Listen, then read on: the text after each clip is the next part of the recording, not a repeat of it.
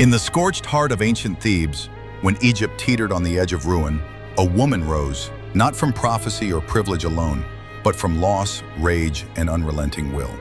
Her name was Queen Ahhotep I, and though time has tried to bury her in the footnotes of her son's glories, it was her spine that held Egypt upright during its darkest storm. Before kings could reclaim the land, it was she who kept the crown from sinking beneath the sands. Born into the royal line of Thebes during a time of strife and fragmentation, Ahhotep entered a world splintered in two.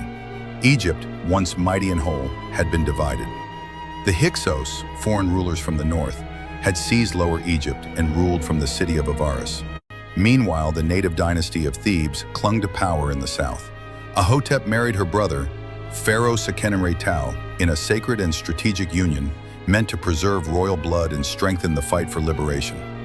Seqenenre was a passionate and fearless leader, determined to challenge the Hyksos and reclaim Egyptian lands. Ahhotep, equally strong in mind and spirit, stood beside him, not merely as queen, but as confidant and partner in strategy. But war demands sacrifice. When Seqenenre marched north to confront the Hyksos, he did so with fire in his heart. He never returned alive. His body, brutally mutilated, his skull crushed, his jaw fractured, was sent back to Thebes as a warning. But to Ahhotep, it was a challenge. Most queens would have mourned in silence. Ahhotep rose instead. In the aftermath of her husband's murder, with Egypt still under threat and the throne growing cold, she stepped into a power vacuum that could have shattered the kingdom. Her eldest son Kamose was young, and many in the court whispered that it was time for a male regent, a military commander, anyone but a woman. Ahhotep silenced them all with a single declaration. Egypt would not fall, not while she breathed. Taking the mantle of leadership, she rallied troops, reorganized defenses, and traveled the Nile to secure alliances with southern nomes. She oversaw weapon construction, issued orders, and inspected fortresses. While others questioned her, she led with quiet strength and visible authority. Her reign as regent saw Egypt not just survive, but prepare for retaliation. Under her guidance, Kamose matured into a bold and capable warrior. With his mother's blessing and counsel, he launched a daring campaign against the Hyksos.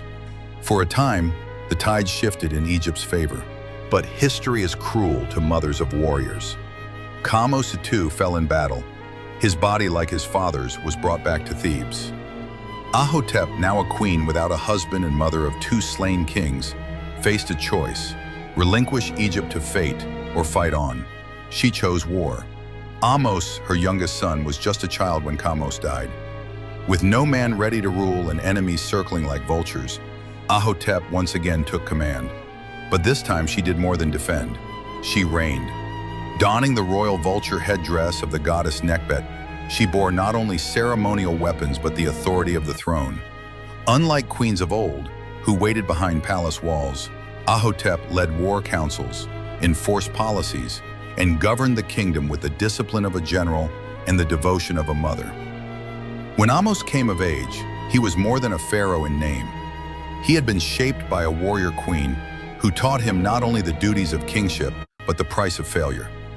With renewed vigor and the full might of Thebes behind him, Ahmose led the campaign to reclaim Egypt.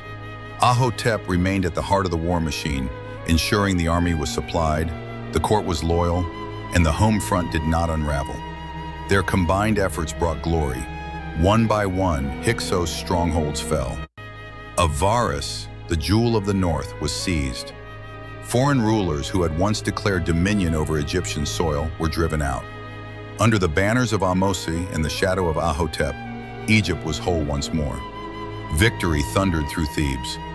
As Ahmose returned triumphant, hailed as the liberator of Egypt, it was easy for the people to focus their praises on the young king.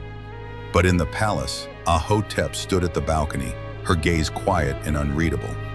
She had buried a husband, 2 sons, and countless warriors. She had wielded statecraft and steel, compassion and cruelty. Egypt had not survived by accident. It had survived by her hand. The years that followed were a time of restoration. Temples were rebuilt, lands recultivated, and Egypt's divine order reaffirmed.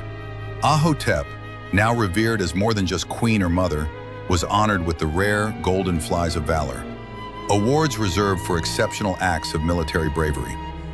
The people called her She Who Unites Egypt and Mother of the Nation. Statues were raised, inscriptions etched her name beside kings, and yet, for all her accolades, she never sought worship, only peace. But in the deepening silence of her later years, memories began to stir. As the years wore on, Ahhotep withdrew from the daily affairs of court. The war was over, the kingdom secure.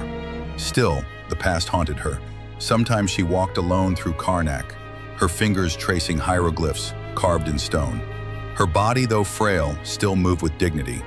Her eyes, though shadowed by time, burned with the light of unanswered questions. There were rumors that Kamose's death had been too clean, too calculated. A servant once whispered to her in fear that the wound on Kamose's body was no battlefield injury. It was surgical, deliberate, assassination. At the time, Ahhotep had no room to entertain conspiracy. Egypt's unity demanded stability. But now, she found herself listening again. The court had always been a place of ambition. Many had opposed her leadership, some subtly, others with thinly veiled disdain. Could one of them have betrayed Kamose? Could the Hyksos have had a hand inside the palace walls? There had been whispers, a scribe who vanished, a general reassigned, a scroll that was burned without explanation.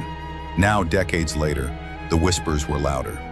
And Ahhotep feared that not all enemies had been cast out with the Hyksos, that while she had looked outward, rooting out foreign oppressors, a serpent had slithered through her own palace. She thought she had saved Egypt, but what if something dark had merely gone into hiding? Long after her death, tombs were sealed, temples sanctified, and her legacy engraved in stone. But among the dusty corridors beneath Thebes, a tablet was discovered, one marked not with praise, but with warning.